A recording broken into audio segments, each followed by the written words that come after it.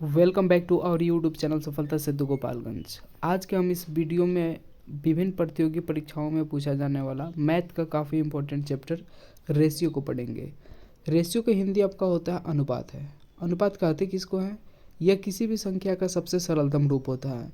यानी कोई भी संख्या हो गया उसका सबसे सिंपलेस्ट फॉर्म होता है, जो सबसे सरलतम रूप हो गया वही आपका रेशियो कहलाता है। आइए एग्जाम्पल से समझते हैं। जैसे दो संख्या आपको दिया हुआ है, एक संख्या 500 और दूसरी संख्या 1500 का अनुपात पूछ रहा है, क्या होगा? ठीक है, तो सबसे पहले करते क्या है, इन दोनों को फ्रैक्शन वैल्यू में चेंज कर देते हैं। करते हैं फ्रैक्शन वैल्यू में। अब इसका सिंपलेस्ट फॉर्म लेंगे, इसको कटाइए। 2 जीरो से 2 जीरो गया, 5 से ये एक बार में और ये 3 बार में, तो आएगा कितना? 1/3। अब 1/3 को रेशियो में लिखेंगे 1/3, तो ये फाइनल आंसर आएगा। और बीच वाला जो आपको दिख रहा है ये रेशियो का सिंबल चिन्ह होता है। ठीक है, आते हैं नेक्स्ट। अनुपात हमेशा समान एक जैसे राशियों के बीच लगता है। यानी कि अनुपात जो होता है वो हमेशा एक जैसे राशियों के बीच ही रहेगा। एग्जाम्पल से समझते हैं। जैसे आपको किलोग्राम में यहाँ 2 दिया है और आपको ग्राम में यहाँ 4000 दिया है। बोल रहे इन दोनों के बीच का रेशियो बताइए। तो क्या 1/2000 हो जाएगा क्या काट के? नहीं, ये प्रोसेस बिल्कुल गलत हुआ। क्यों? क्योंकि ऊपर एकदम क्लियर बोल चुका है कि अनुपात होता है वो हमेशा एक समान राशियों के बीच में लगता है। ठीक है, एक समान राशियों के बीच में।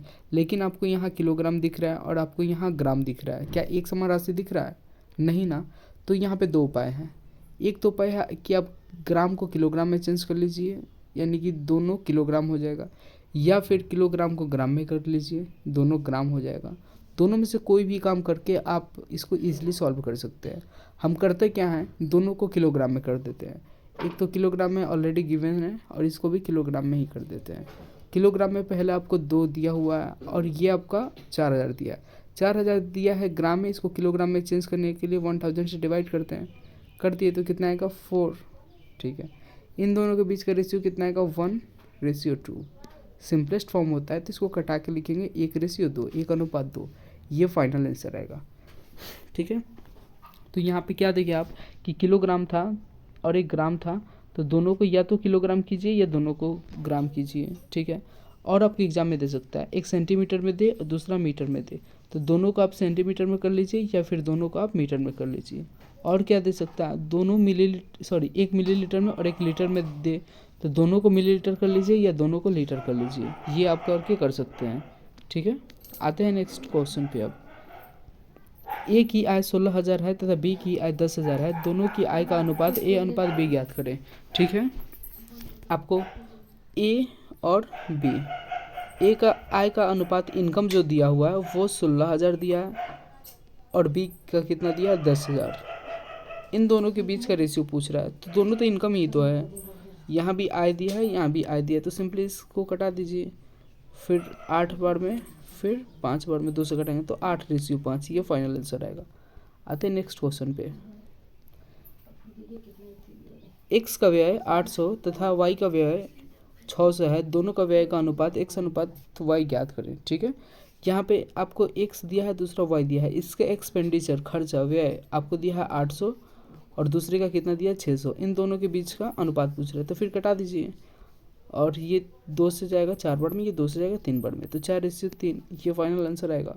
आते हैं नेक्स्ट क्वेश्चन पे।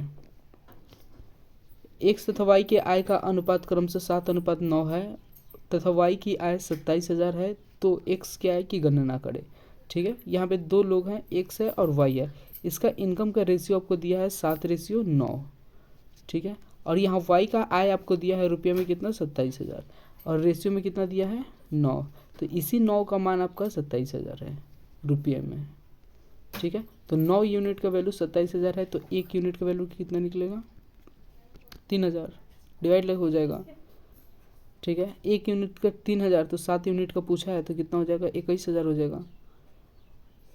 3,000 से मल्टीप्लाई कर दीजिएगा, तो ये फाइनल आंसर रहा 21,000। आते हैं नेक्स्ट क्वेश्चन पे। ए तथा बी के निवेश का अनुपात क्रमशः 13:11 है तथा ए का निवेश 78 से है, तो बी का निवेश ज्ञात करें। ठीक है, ए हो गया और बी हो गया। ए का इन्वेस्टमेंट है आपका 13 और बी का इन्वेस्टमेंट जो है 11 है। और ए का निवेश आपको रुपये में बोला 7800, तो ये 13 है, इसी 13 का मान कहीं ना कहीं ये 78 से दिया है। ठीक है, 13 यूनिट का 7800, तो 1 यूनिट का मान कितना हो जाएगा 7800 बटे 13 यानी कि 600। अब 1 यूनिट का 600, 11 यूनिट का पूछ रहे तो 600 से मल्टीप्लाई कर दीजिए यानी 6600, ये फाइनल आंसर आएगा। आते हैं नेक्स्ट क्वेश्चन पे। ए और बी का अनुपात 5:6, बी और सी का 7:3, ए बी सी का मान पूछा है। इसको बनाने का 2 मेथड है। सबसे पहले हम मेथड समझते हैं। ए बी और सी का पूछा है। ए बी का मान कितना, अनुपात कितना दिया है 5:6 दिया है। फिर बी सी का कितना दिया 7:3, तो इसको नीचे वाली लाइन में लिखेंगे। ठीक है, यहाँ पे आपको खाली जगह दिख रहा है, तो खाली में वही आएगा जो इसका बगल में है। बगल में क्या है 6, 6 यहाँ आकर बैठेगा। फिर यहाँ खाली दिख रहा है, खाली में वही आएगा जो बगल में 7 है, 7 आकर बैठेगा। मल्टीप्लाई कर दीजिए ऊपर नीचे, ये 35 हो जाएगा, ये 42 हो जाएगा और ये 18 हो जाएगा। ठीक है, तो ये फाइनल आंसर रहा ए और बी सी का अनुपात। ये पहला मेथड हुआ। दूसरा मेथड है ए और बी का अनुपात आपको दिया है 5:6, बी और सी का अनुपात आपको दिया है 7:3। ए बी सी का पूछा है, ए बी और सी का पूछा है। तो ए के लिए सबसे पहले इन दोनों का आपस में मल्टीप्लाई कर दीजिए, 7 × 5 = 35 हो जाएगा। बी के लिए क्या करिएगा आप, क्रॉस मल्टीप्लाई इन दोनों का कर दीजिए, 7 × 6 = 42 हो जाएगा। और सी के लिए लास्ट दोनों को मल्टीप्लाई कर दीजिए, 6 × 3 = 18 हो जाएगा। ये ए बी सी का अनुपात रहा। दोनों का तो मान एक ही आएगा। ठीक है, बस बनाने का मेथड अलग अलग है। नेक्स्ट क्वेश्चन है, एक्स तथा वाई का अनुपात 2:3 है, वाई तथा जेड का अनुपात 3:4 है, एक्स तथा जेड का अनुपात ज्ञात करना। फिर से 2 मेथड को बताते हैं आपको। एक्स वाई और जेड तीनों को सबसे पहले निकाल लीजिए। एक्स वाई का कितना दिया है 2:3, फिर वाई जेड का 3:4। ठीक है, यहाँ पे खाली है तो खाली जगह पे वही आएगा जो बगल में क्या है 3। फिर यहाँ पे खाली जगह पे वही आएगा जो बगल में क्या है 3। मल्टीप्लाई कर दीजिए 6, यहाँ मल्टीप्लाई कीजिए 9, फिर यहाँ मल्टीप्लाई कीजिए कितना है 12। 3 से काटिए ये 2 बार में, फिर ये 3 से काटिएगा 3 बार में, फिर ये 3 से काटिएगा 4 बार में। ठीक है, तो आपको पूछा क्या है एक्स और जेड, तो एक्स के नीचे कौन सा है 2, तो 2 मान हो जाएगा। और जेड का पूछा है, जेड के नीचे कौन सा है 4, तो 4 मान हो जाएगा। इसका सिंपलेस्ट फॉर्म लीजिएगा तो 1:2 हो जाएगा। ये फाइनल आंसर आएगा। ठीक है, उस तरीके से भी आप बना सकते हैं जो कि आपको बताए थे दूसरा मेथड। उसमें था एक्स और वाई का अनुपात आपको दिया है 2:3। ठीक है, और वाई तथा जेड का अनुपात दिया है 3:4 और एक्स और जेड का पूछा है। तो सबसे पहले एक्स वाई जेड तीनों का निकालते हैं। ठीक है, सबसे पहले एक्स के निकालने के लिए इन दोनों का मल्टीप्लाई तो 6 हो जाएगा। वाई के लिए क्रॉस मल्टीप्लाई कर दीजिए तो 9 हो जाएगा। और जेड के लिए लास्ट दोनों को मल्टीप्लाई कर दीजिए 12 हो जाएगा। इसको काटिए, फिर कितना होगा 2, 3 से काटिएगा तो ये 3 और ये 4। एक्स और जेड का पूछा है तो एक्स का पहला वाला और जेड का लास्ट वाला, इसका सिंपलेस्ट फॉर्म लीजिएगा तो 1:2 हो जाएगा। आते नेक्स्ट क्वेश्चन पे। यहाँ ए और बी का अनुपात दिया है, बी सी का दिया, सी डी का दिया है, ए बी सी डी का पूछा है। ठीक है, ए बी सी और डी का पूछा है। ए बी का कितना है 1:2। ठीक है, बी सी का कितना है 3:4 और सी डी का कितना है 4:5। ठीक है, देखिए यहाँ बगल में जो खाली है वो बगल वाला ही आकर बैठेगा।